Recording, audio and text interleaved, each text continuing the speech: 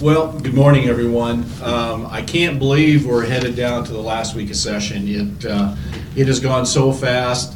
Incredible amount of bills that we have gone through, I think in a very orderly fashion. It's worked very well. Everybody's worked their tail off to get to this point. I guess the highlight for me of this past week was getting 1081 out of the Senate yesterday on the non-meandered waters. That's a fight that's been going on for 20 years. And I think we've got a resolution that's working very well, and without that sunset on there, I believe it's going to work even better, because I know there's people that were looking for some long-term stuff as far as opening their lakes up. And I will virtually guarantee that their lakes will be opened without that sunset on that might not have been, just because of that fact. So look forward to your questions. Well, good morning. Spence Hawley, Minority Leader for the House, District 7. It's kind of an interesting press conference, as you all know. We're as a combined conferences, and see how it goes. We're looking forward to the discussions that we get into. I'm sure it'll probably be the same discussions we have on the floor if I get in. But I would probably echo Representative Quallen's comments that despite the massive number of bills we had this year, that I think that I was surprised where we're at right now on our workload and how many few bills we've got left to work with. So the big issue coming up now, as you know, is the budget discussions, and that will kind of put the framework to the whole session on it. The 1081, I would also echo that I thought that was good that we got that out after being involved with the summer task force, and the last two bills that we've brought up in past years. It's kind of nice to get this resolutions done, and then as we go down the years, we can tweak this thing to make it better. A couple of issues that we've got coming that I see a discussion from our standpoint was the 1174, the Marcy's Law that passed, the changes to it, modifications, which was good that it passed in the Senate. The bad news is they put on the amendment in the Senate to bring it in the primary, and as we've stated several times, that's just something we can't support to do that. The other one is the Building South Dakota, SB 81. That came out the governor's bill on changing Building South Dakota, and on the Senate side, they're stripping out the Workforce Development Fund, and they're stripping out the Economic Development Partnership Fund. Economic Development Partnership Fund we don't have so much problem with, but we do with the workforce development and CTEs that the schools are using and all that with it. So that'll be a big discussion for us next week as we get going now. Other than that, I'll let Julie have some comments, and Kent, before we open it up. Yeah, thank you. Good morning, and it's a pleasure to be here. Julie Bartling, Assistant Democratic Leader. I echo what the two leaders have said. You know, we've had a good session, and we're down to the end where the budget's probably the main focus now. I do know that we do have a couple bills that'll be before us on the floor concerning the AG's measures on meth and opioids, and I know that'll be a good discussion. Certainly issues that we need to discuss. They're not only prevalent, in South Dakota, but across the United States. So I think it's something we need to take a very good look at and address not only what the AG needs to do, but going forward, what we as a legislature needs to do to help combat that epidemic and resolve that here in South Dakota. Thank you. Good morning. Representative Kent Peterson, Assistant Majority Leader from Salem. Yeah, just kind of an echoing of all the comments we've had. It's been interesting as Representative Hawley was talking about, where we were staring down the gauntlet of the bill load that we had, and a couple days ago I looked, and there were only 30. I think the day we had 30 bills on the floor, we took 24 of them. We had 30 bills in committee, so all of a sudden we were kind of down to we're in pretty good shape, and in my opinion, that's going to leave more time to discuss the budget, and as we start to figure out the priorities and the order of our priorities,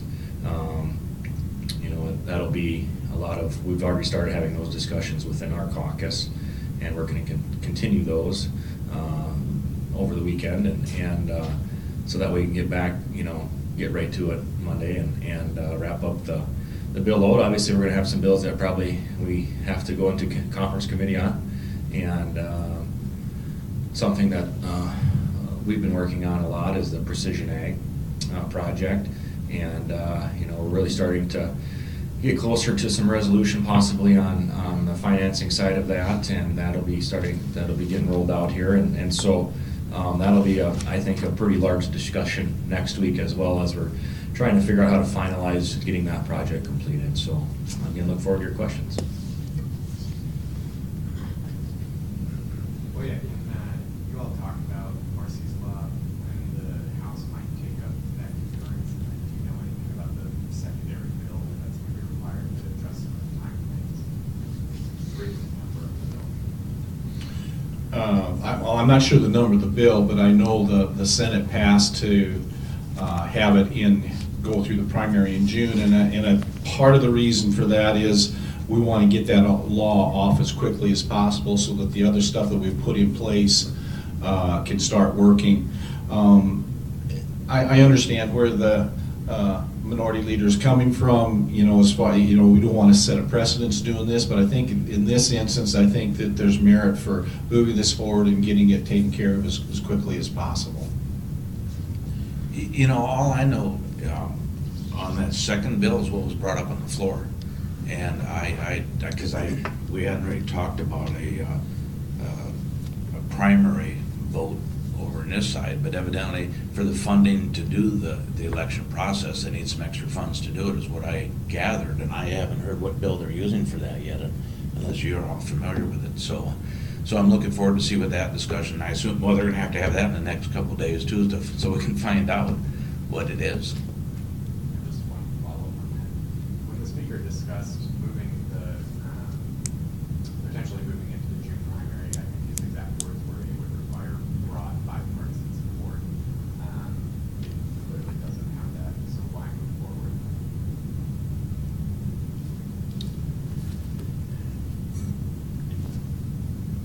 I guess with just the reasons I stated before is I think it's something that needs to be taken care of as quickly as possible. The people that originally brought the Marcy's Law are willing to help fund to get rid of it because they were very instrumental in putting this stuff together. Matter of fact, at the end, they kind of apologized and wished they had gone this route before and talked to the legislators and tried to do something instead of trying to ram something down our throat. They're finding the same thing in other states where they're trying to do this, that, maybe that's not the way to do it. Maybe they should have discussions with people that know the state and how it should be run. So, obviously the funding, to get it done, it's not going to be an easy task to get it done. And I have not seen the bill either. I don't know a lot of the details. Those will be forthcoming. Obviously, this next week we'll have to see it pretty quickly to see what's going on. But I'm not exactly sure the details either.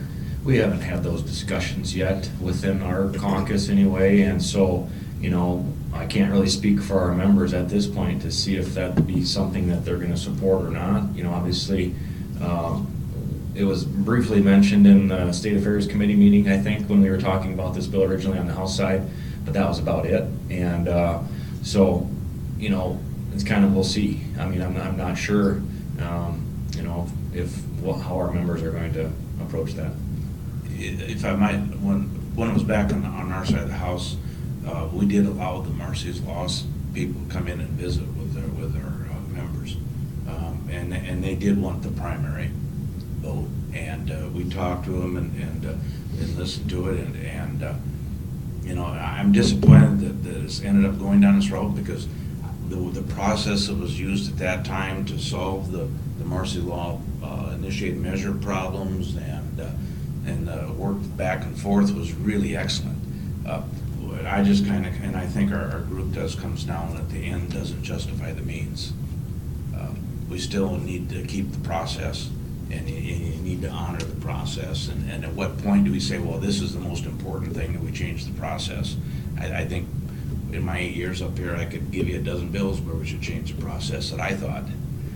But ultimately, you gotta honor the process.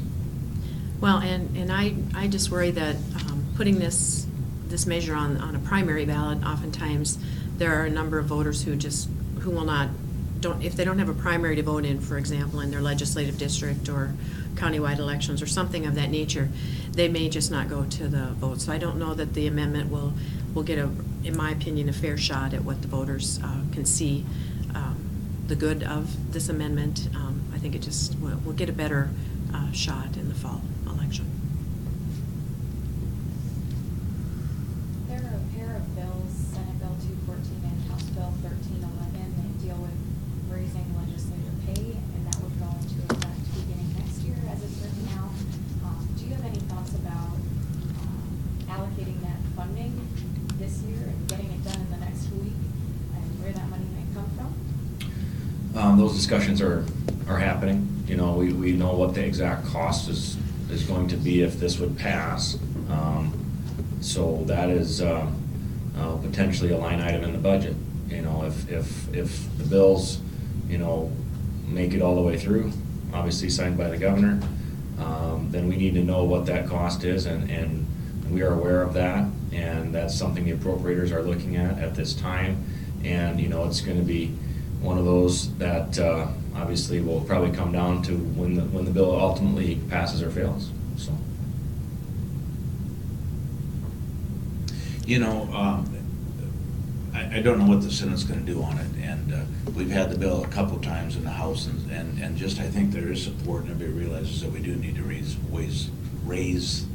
the wages for legislators. And from the budget standpoint, we've had the opportunity to visit with the probe side, just on a overall game plan, where they see the funds going this year, and that was addressed, and it is one of the options. Obviously, not all of us are gonna end up in it. If I just might make a quick comment when you're talking the budget, we do align really close with our goals that are being talked right now, at least on the House side. I don't know how you guys are doing with your Senate compatriots over there, but we're supportive of what the increases are projected for, you know, state employees, for K-12, for the CSPs out there, community support providers. Those things that we have been what we consider really important, and that is in the discussion very much so. So we felt with the majority of the discussion is going that way. I don't see a big fight from our side on where we're headed with the budget discussions. Obviously, there's not a lot of dollars to deal with, but try to get out as much as possible.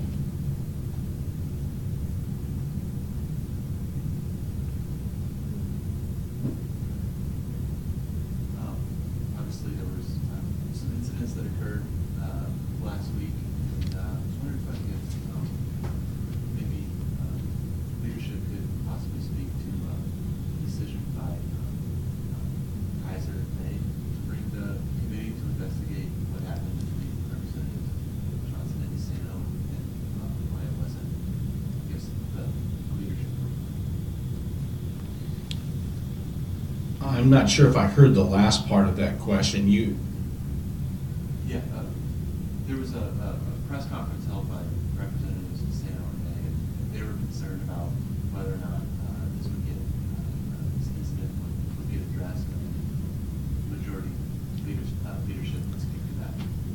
Well, we started addressing this. I was part of the confrontation. I was there, and I saw something going on, and I just went down to the front and just said, hey, break it up. This is, you know, don't need to do any more than that. Right away, we started talking to DeSanto, Representative DeSanto. The next morning, we had meetings with Representative DeSanto. We also had meetings with Representative Johnson.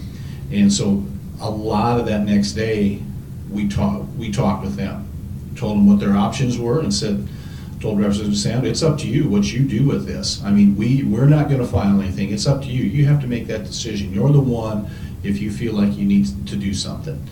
And so Representative Kaiser and Representative May decided to do that the next day.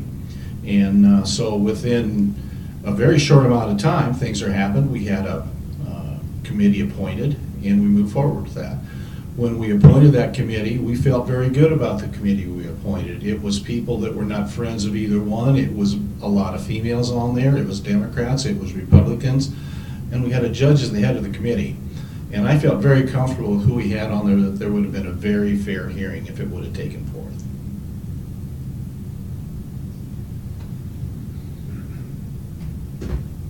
We got a little bit of maybe context about what happened from Representatives Mayor. It seemed to, I was curious if you heard the words that Representative Johnson was alleged to use. Was it to that volume? Did you hear that? I never heard anything he said. I was visiting with a legislator about halfway back, and I never heard anything that he said, not one word. And I just went up there. I could see it was a discussion. I thought it had probably gone on long enough and didn't need to go anymore, so I just stepped in. But the words that were in the press conference, I know other people that were there, that's not what they heard.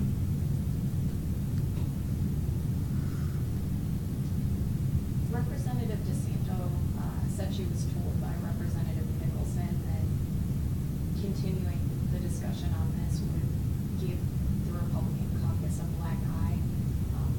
Did you hear about that? Do you have any comment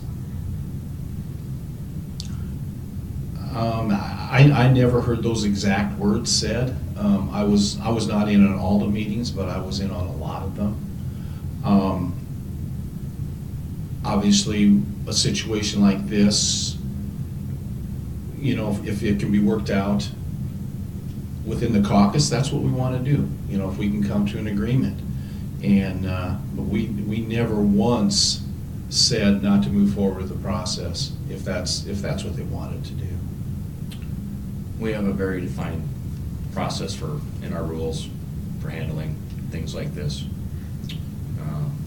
The process was engaged and then ultimately disengaged by the people that brought it. Pretty straightforward, honestly, and that's why we have that process within our rules. From both sides, do you have anything that you learned from this experience, anything to take away should something similar occur in the future? Well, like I just said, I think, you know, we have the process in our rules for a reason. If something rises to that level and members feel that there is an issue, there is a clear path to bringing about something like this.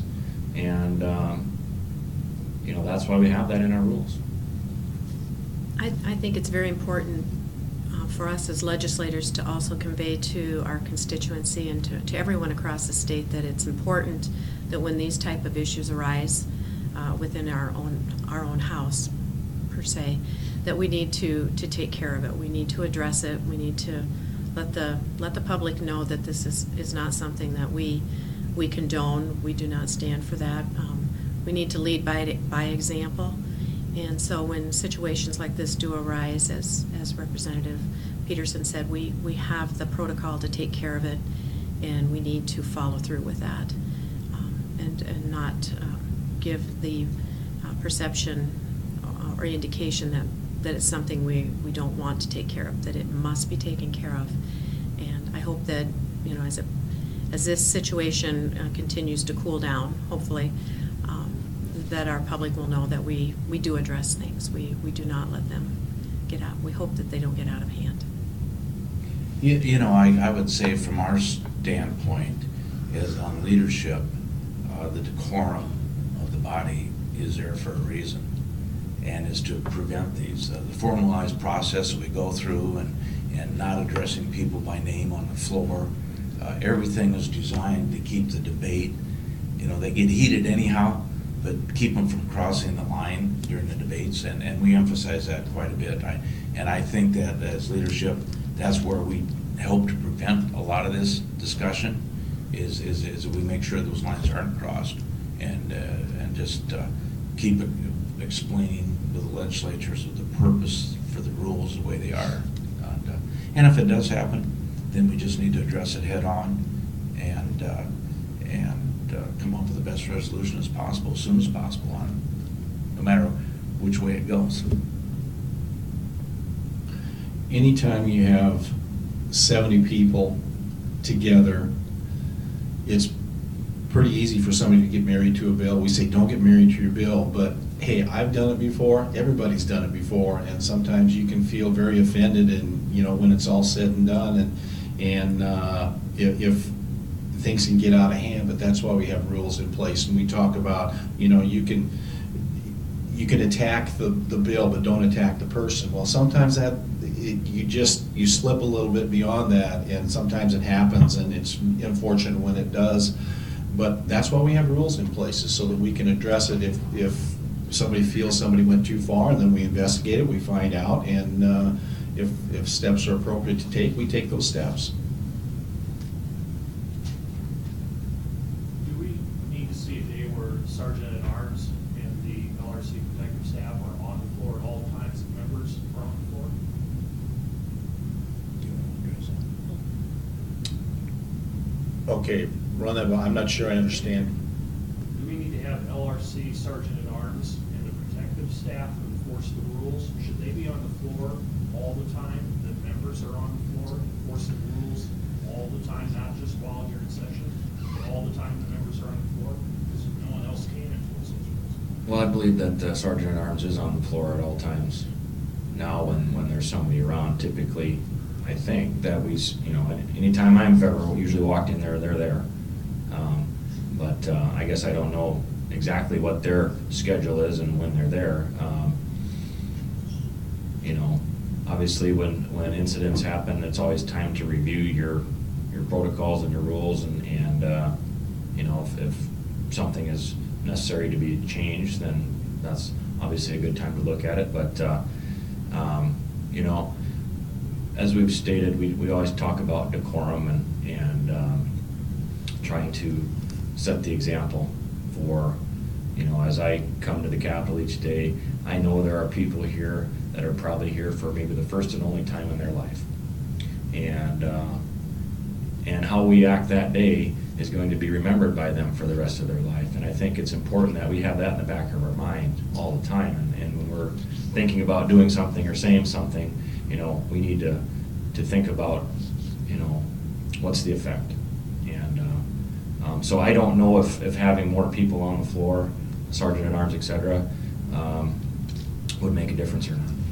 We have, and this gets into the security discussion, and we've addressed that at the executive board for the last couple of years. We've had discussions on this with the Sergeant of Arms involvement, also on security. The Capitol Security provided plainclothes security that's on the floor and up in the balcony, and that has been increased as our discussions over the last few years. So, and then it is covered by video, as you all saw. All the areas. So I think that those areas have been addressed from a security standpoint already. From what I saw, and it was more of a replay on TV that I saw, is it was a pretty short, brief moment, and it's real hard for anybody, unless you're standing right there, to come down and get in the middle of it immediately. But I think that the security process that we've discussed and gone through, I feel comfortable with it in the Capitol.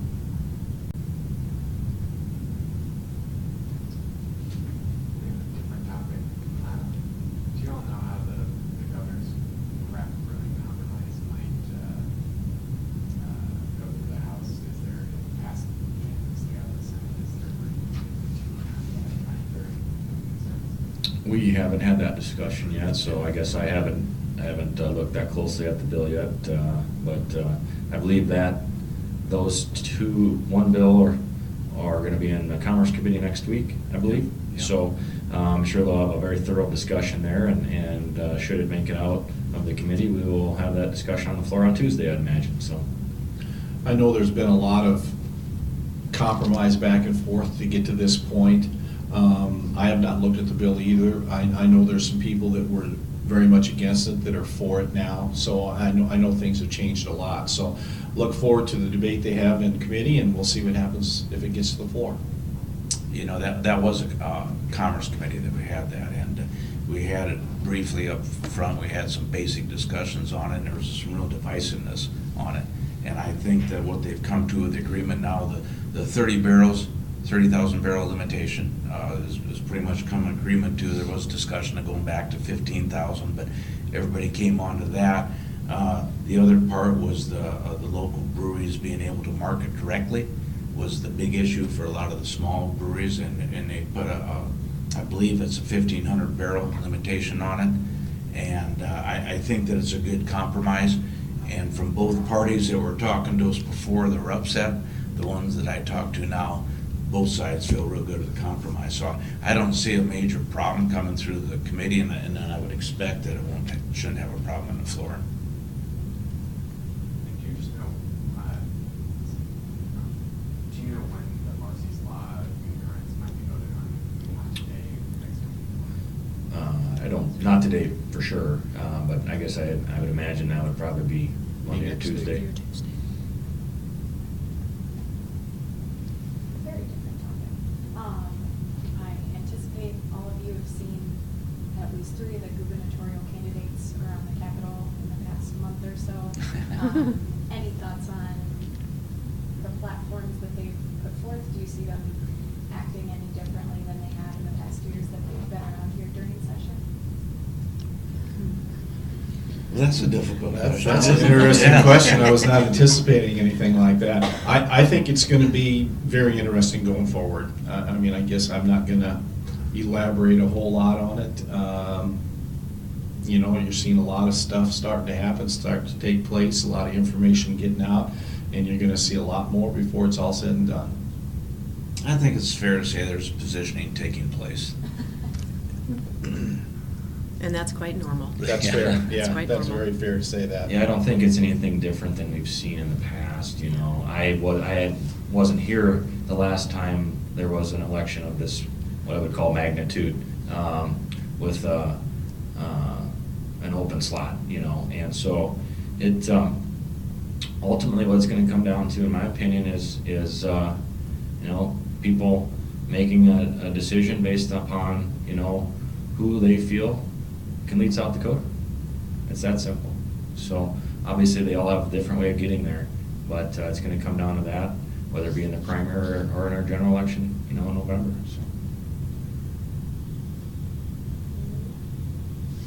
So. Are we good? Thanks for your Thank you time. very much. Appreciate it. Thank you.